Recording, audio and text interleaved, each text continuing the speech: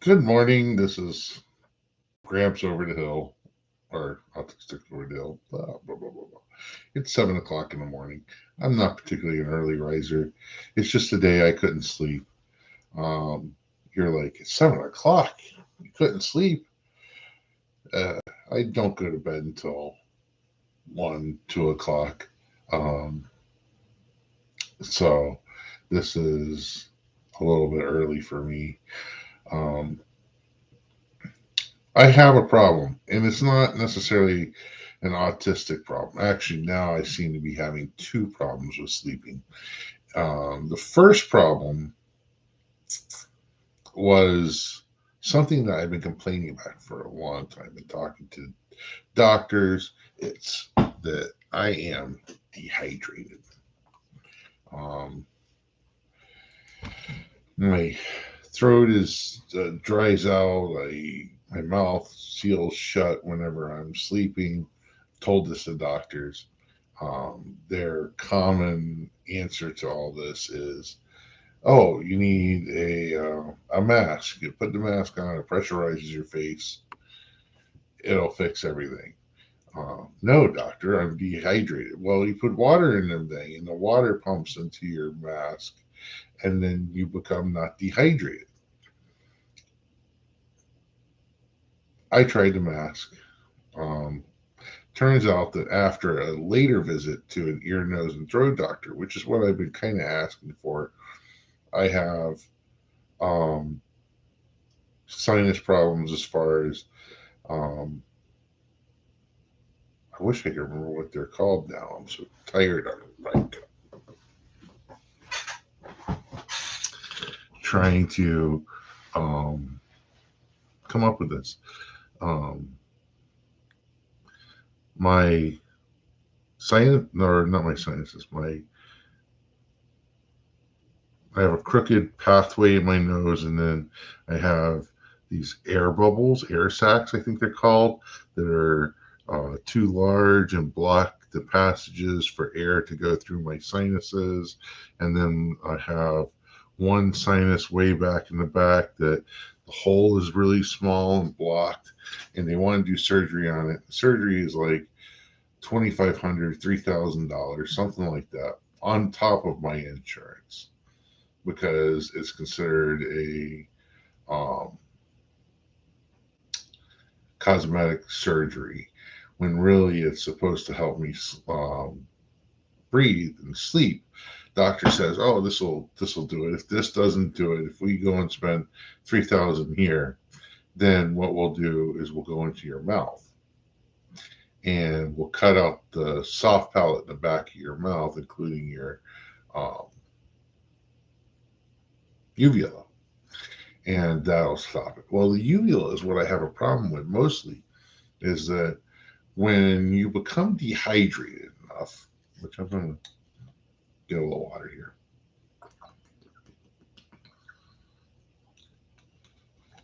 When you become dehydrated enough, your uvula swells. So right now, I'm dehydrated. It's summertime, um, and I'm not drinking as much water.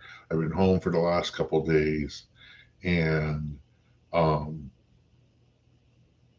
I just haven't um, been drinking water as much as I should.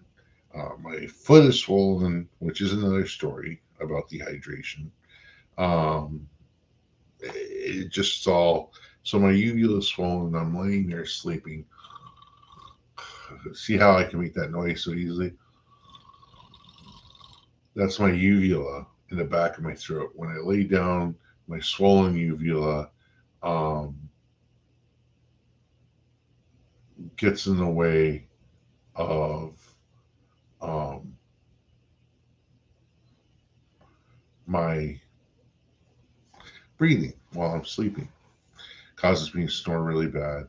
So really, I wish that they would just start with that surgery, and then later on I could do the nasal surgery. But that is not the way the doctors see it. That's not what the doctors want to do. So I can't do that about it. So I've been complaining for years about dehydration, and um, I feel like my um, heart problems, which blood pressure problems, is from dehydration.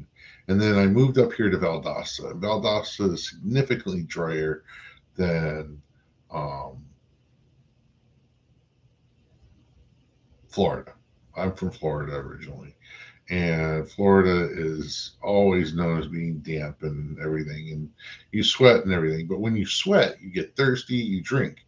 When it's dry, you don't get thirsty. And then when you get older and you have to move a little slower because of um, lung problems or whatever, you don't tend to want to drink as much then either. Um, I find that I drink more when I drink soda. And yeah, soda's a diuretic, but if you drink a 2 liter of soda, you're still getting water out of it. Um, it still helps. It's not good for you, probably. It probably causes some of my other problems, underlying problems. But um, so my ankle started swelling. I go to the doctor. I go, doctor, my ankle's swelling. The doctor goes, oh, well, you're on blood pressure medicine. And that's what blood pressure medicine will do for you. And I go, but it didn't start until I came here. There's something going on. And he's like, no, that's what it is. And then I started thinking, my wife has to have transfusions on a regular basis because of her disability. And um, when she drinks a lot of water before doing the transfusion, then it's easier for her to get the transfusion done because her blood is thinner from the water. Um, pardon me. See, I'm tired. I'm sleepy. Um, I'm actually doing this blog to kind of give me something to dissipate my brain so I can go back to sleep. So my wife uh, has an easier time getting her transfusions through, takes less time when she drinks water.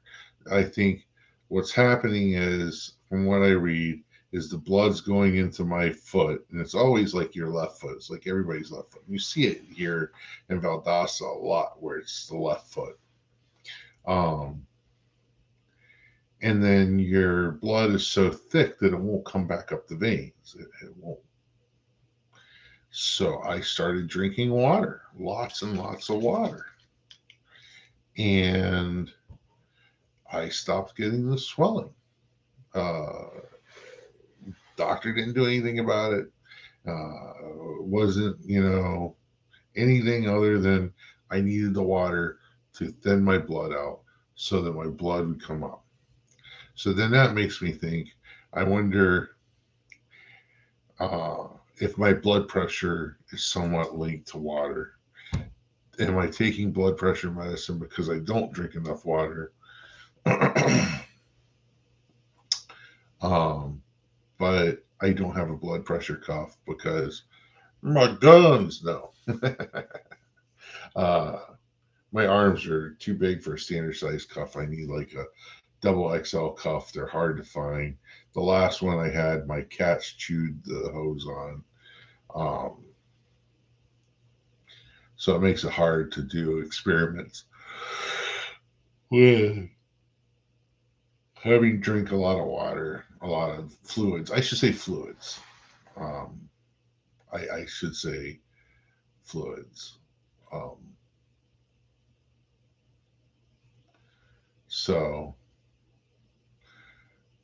milk now is saying that they're good hydration, uh, good for your hydration. Yeah, yeah, they're good for your hydration. The only problem with it is that um, I've been getting calciferous uh, stones in my bladder. So um, I've been told I should not drink so much milk. I love milk. So, um, there was something I was going to say. So, yeah. And the other problem I'm having with, which is still not autism related as far as I know, I've been starting a new um, Abilify. I'm on a new medicine for my manic depression or bipolar. They don't say manic depression anymore. I'm old. Leave me alone. For my bipolar, huh? You know, all this yawning will help. Um,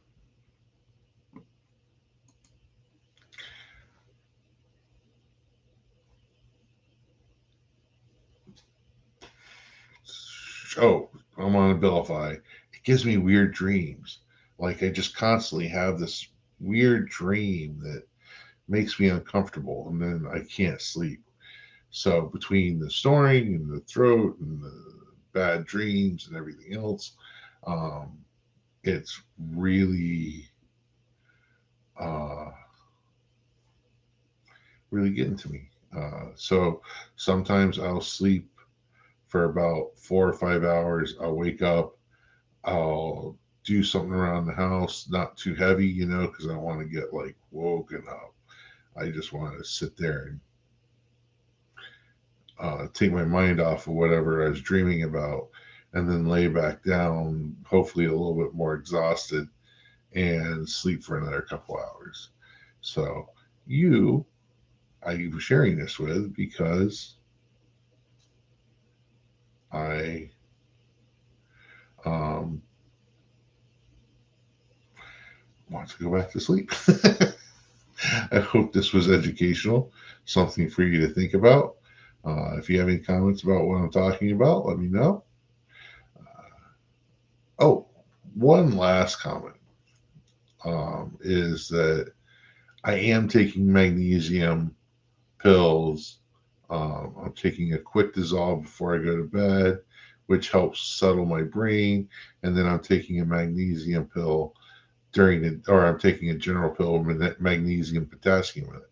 I had taken a magnesium and potassium, two separate pills to kind of really try to get the rehydration back. That adds a lot of water to your bowel movements. And yeah, I stopped that. So I am getting uh, the essential uh, for that, to try to keep it on. So I'm getting plenty of magnesium. All right, well, have a good one.